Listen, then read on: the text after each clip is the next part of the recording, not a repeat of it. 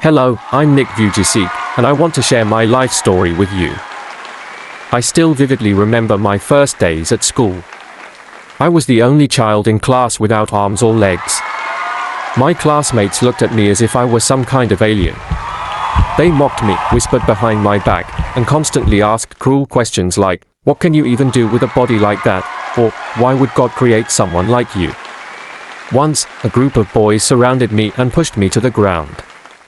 One of them shouted, "Let's see how he gets up now." I couldn't stand up without help. I just lay there, listening to the loud laughter echoing around me, feeling like my heart was being crushed.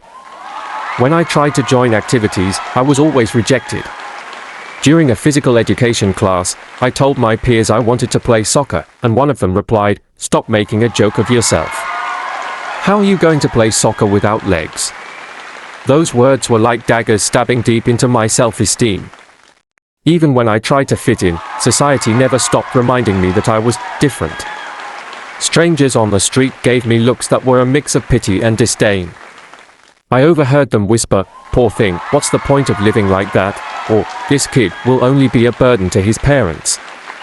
Those words repeated over and over, like wounds that refused to heal. I even heard adults say directly to my face, "If I were his parents, I wouldn't have kept a child like that." Those comments made me feel not only different, but also as if I didn't deserve to exist. One time, as I was sitting in a corner of the schoolyard, a girl walked up to me and said, "You'll never have friends. Who would want to hang out with someone who can't even take care of themselves?" I didn't know what to say.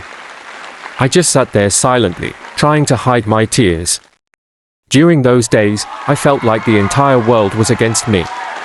I often looked in the mirror and asked myself, why am I alive? Do I even deserve to live? Does anyone need me? I thought I would never escape the ridicule, that I'd never find a reason to keep going. But then, I realized that my worth wasn't defined by those cruel words, it was determined by how I chose to respond to them. The insults didn't define me. I started learning how to love myself, even though my body wasn't perfect. From that moment, I turned the hurtful words into motivation to prove, I am not just existing. I am living with purpose.